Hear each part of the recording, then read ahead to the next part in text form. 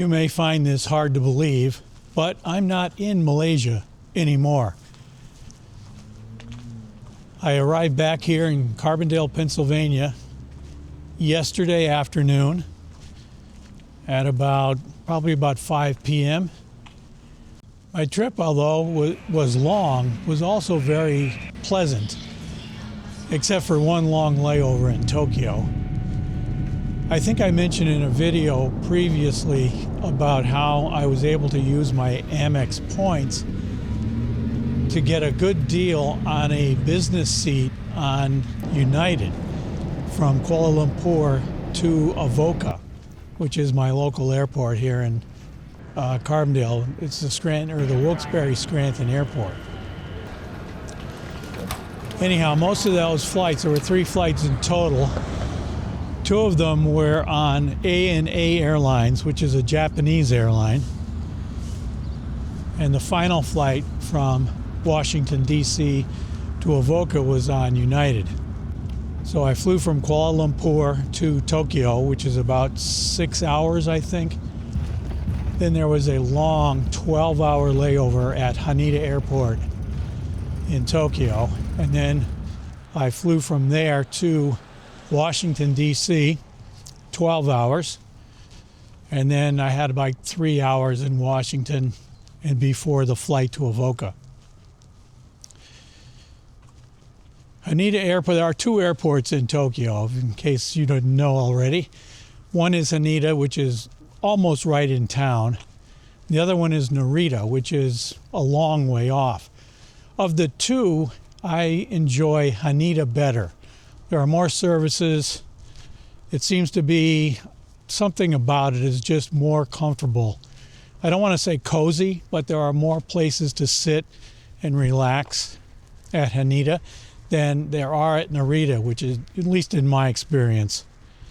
Narita doesn't really have that many services, although I have to add that the last time I was there, it was the end of the pandemic, so probably some of the services had not restarted by the time I arrived there.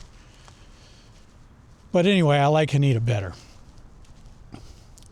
ANA, this is the first time I flew ANA Airlines, and I want to say it's a very nice airline. I hope I'll be able to fly them again. And there'll be more about that in my total trip wrap-up, which is another video probably a couple weeks from now.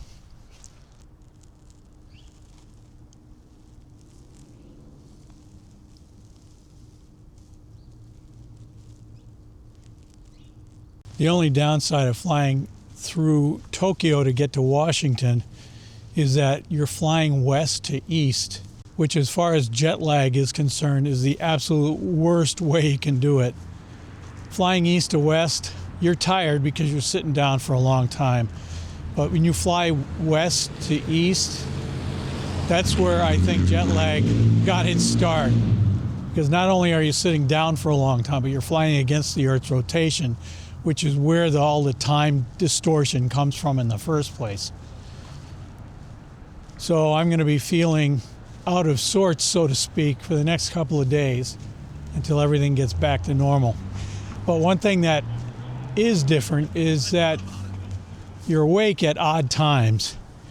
And walking down the street now, wondering where everybody was, I realize that it's way, way early on a Sunday morning for me to be out doing my walk. I think it's even before 7:30.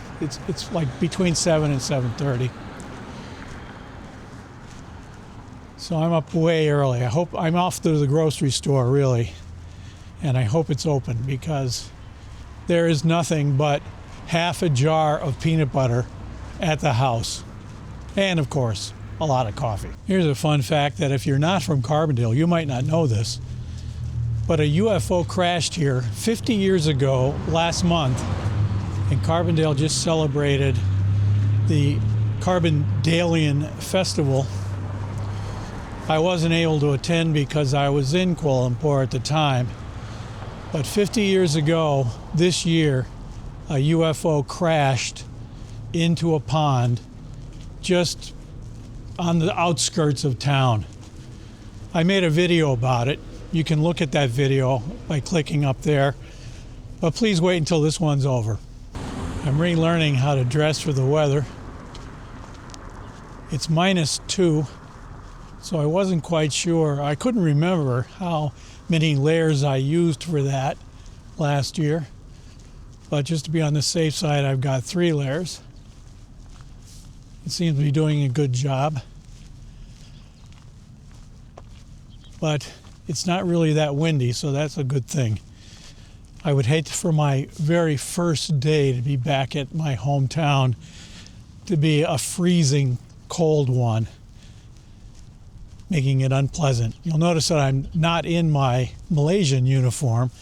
The sweat towel is gone and it's been replaced by my hat and buff. So I'm ready for the winter.